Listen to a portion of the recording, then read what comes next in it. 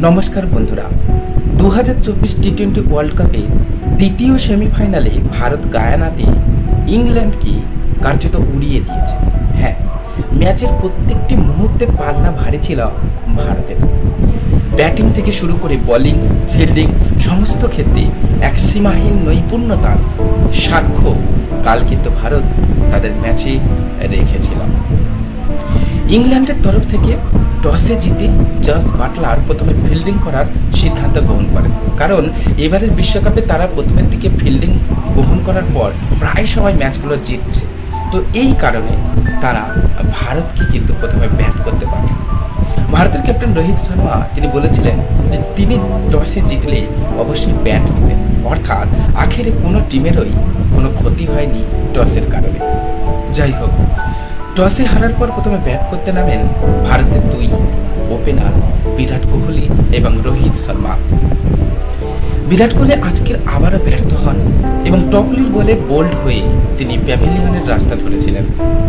ভারতের অধিনায়ক রোহিত শর্মা খুঁজে পেয়েছিলেন তার ফর্ম ঠিক এর আগের ম্যাচে অস্ট্রেলিয়ার বিরুদ্ধে, সেখানে 41 বলে করেছিলেন 92 রান।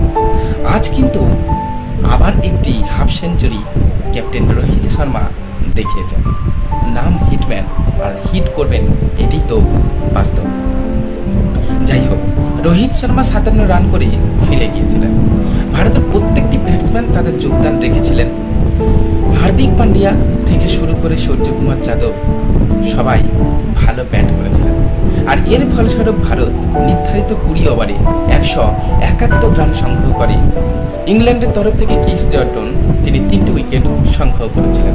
যাই হোক, এই রানটি কিন্তু ইংল্যান্ডের কাছে খুব কঠিন হবে চেস করা, সেটি আগে থেকেই বোঝা যাচ্ছিল, কারণ বল ব্যাপক টান হচ্ছিল এবং বল নিচু হয়ে আসছিল এবং এক্সপেক্টেড যে বাউন্স, যেখানে শট খেলার জন্য ব্যাটসম্যানরা ব্যাট চালান, সেই বাউন্সে বল আসছিল না, বল প্রায় সময় নিচু হয়ে আসছিল।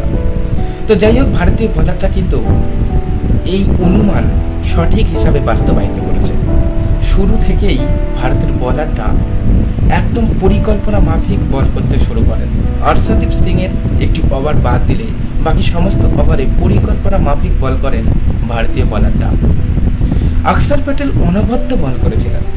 অক্ষর প্যাটেল যখন প্রথম ওভারের প্রথম বল করতে আসেন, জস বাটলার এইরকম একটি পিচে নিজে প্রথম বলটা না দেখে সেটাকে রিভার্সে মারতে যান, আর তখন এই টপেস লেগে উইকেট কিপারের হাতে ক্যাচ দিয়ে প্যাভিলিয়নের রাস্তা থাকে। এটি কিন্তু ইংল্যান্ডের ম্যাচের একটি টার্নিং পয়েন্ট, কারণ জস বাটলারকে আমরা সবাই চিনি।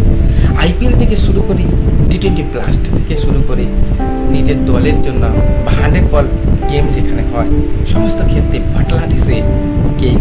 সত্যি তিনি ক্রিকেটে দুর্দান্ত খেলে থাকেন, কিন্তু একটি অবিবেচনা প্রস্তুত নীতিহীন শট খেলে তিনি কিন্তু আউট হয়ে গিয়েছিলেন।